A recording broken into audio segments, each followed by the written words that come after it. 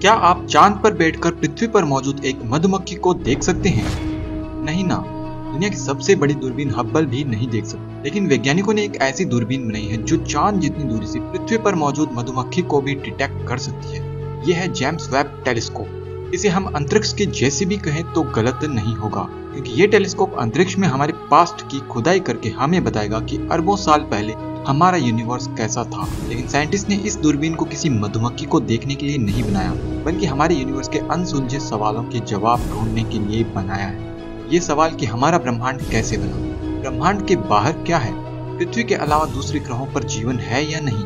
12 जुलाई 2022 को James Webb space telescope ने ब्रह्मांड की कुछ ऐसी तस्वीरें खींची है जो अब तक की सबसे स्पष्ट तस्वीरें हैं, और इन्हीं तस्वीरों में छुपे हैं वो राज जिनसे हम अब तक अनजान थे। तो चलिए जानते हैं क्या कहती है ये तस्वीरें। ये है जेम्स वेब की पहली तस्वीर। ये एक गैलेक्सी क्लस्टर है, स्मैक्स 0723।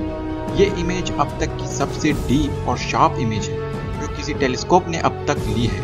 इस इमेज में दिखने वाले ये ब्राइटेस्ट स्पॉट्स हमारी ही गैलेक्सी के स्टार्स हैं। इस इमेज के सेंटर में एक गैलेक्सी क्लस्टर है जो हमसे 4.6 अरब प्रकाश वर्ष दूर स्थित है, यानी कि आप समय में 4.5 अरब साल पीछे देख पा रहे हैं। इतने साल पहले हमारी धरती अपनी जगह मौजूद ही नहीं थी, बल्कि हमारी धरती का निर्माण चल रहा था। इसका मतलब ये भी है कि अगर जेम्स वेब टेलीस्कोप 4.6 अरब प्रकाश वर्ष दूर इस गैलेक्सी क्लस्टर में मौजूद होता तो वहां से हम अपनी धरती के निर्माण को देख पाते। 4.5 अरब साल पहले हमारे इतिहास में क्या हो रहा था।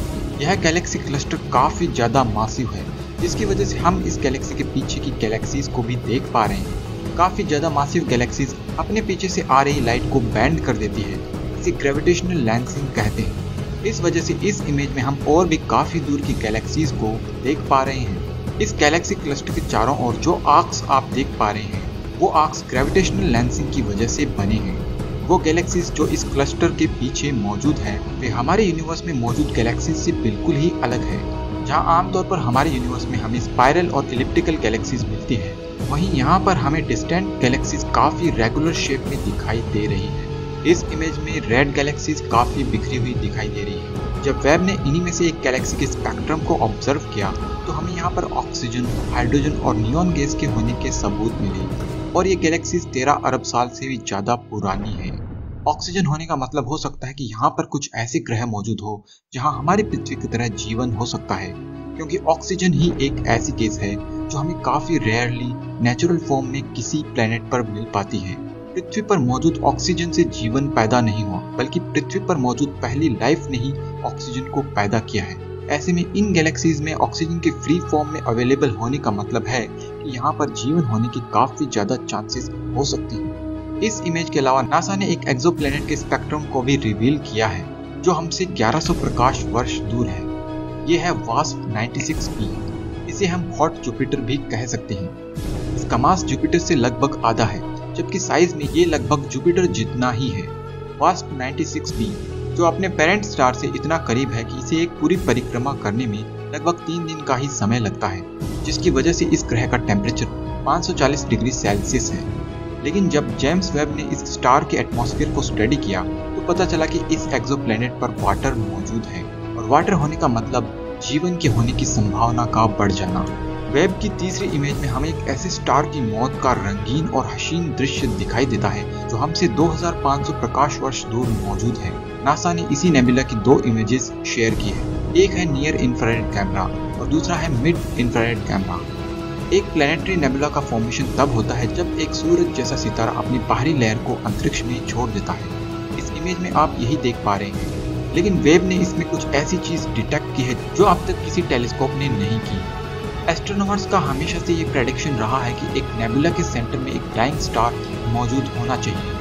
वेब की इस तस्वीर में हम देख पा रहे हैं कि इस नेबुला का सोर्स एक डाइंग स्टार है जो गैस और डस्ट से चारों ओर घिरा हुआ है, और ये डाइंग स्टार इवॉल्व होते हुए एक व्हाइट ड्वार्फ में कन्वर्ट हो जाएगा। वेब की तीसरी इमेज में 5 गैलेक्सीज का एक समूह है। इस इमेज की सबसे खास बात यह है कि यह अब तक की सबसे बड़ी इमेज है। इसमें 150 मिलियन पिक्सल्स हैं, और इस एक इमेज को बनाने के लिए 1000 अलग अलग इमेजेस को लिया गया और फिर इन सबको कंबाइन करते हुए इस इमेज को प्रोड्यूस किया गया। इस इमेज में हम देख पा रहे हैं कि यह गैलेक्सी क्लस्टर अपने आसपास के सितारों और अंतरिक्ष में मौजूद धूल और गैस को अपनी तरफ खींच रहे हैं और कुछ गैलेक्सीज एक दूसरे से टकराती हुई एक नई गैलेक्सी का निर्माण कर रही है। वेब की पांचवी और सबसे मोस्ट इम्पोर्टेंट इमेज, जो कि अंतरिक्ष की सबसे मोस्ट ब्यूटीफुल इमेज है, इसमें हम देख पा रहे हैं द कैरिना नेबुला को। यह एक ऐसा स्टार फॉर्मिंग रीजन है जो हमसे 7600 प्रकाश वर्ष दूर है, जहां एक नहीं बल्कि कई स्टार्स का फॉर्मेशन हो रहा है। इस इमेज में दिखाई देने वाली पहाड़ जैसी स्ट्रक्चर काफी ज्यादा हॉट आयोनाइज्ड गैस है जो नेबुला से रिलीज हुई है। ऐसी सारी स्ट्रक्चर्स 7 प्रकाश वर्ष जितनी दूर में फैली हुई है। इस इमेज में हमें स्टार फॉर्मेशन की उन स्टेजेस के बारे में भी पता चलेगा जो हम पहले नहीं जानते थे। आगे वेब इन्हीं तस्वीरों तक सीमित नहीं रहने वाला, बल्कि वेब हमें बताएगा कि बिग बैंग के जस्ट बाद गैलेक्सीज का फॉर्मेशन कैसे हुआ। ब्लैक होल के ऐसे रहस्य जो हब्बल हमें नहीं दिखा सका, वो वेब हमें दिखाएगा। हमारे यूनिवर्स में कुछ ऐसे सुपर वर्ल्ड्स भी मौजूद है जहाँ कुछ भी मैटर मौजूद नहीं है और अभी तक इन सुपर वर्ल्ड्स की मिस्ट्री सॉल्व नहीं हुई है। तो आपको क्या लगता है, क्या जेम्स वेब प्लूटस वर्ल्ड जैसे सुपर वर्ल्ड्स की मिस्ट्री को भी खोल सकता है? कमेंट में मुझे जरूर बताएं। तो फ्रेंड्स, मैं मिलता हूँ आपसे किसी अगले वीडियो में। तब तक के लिए बाय।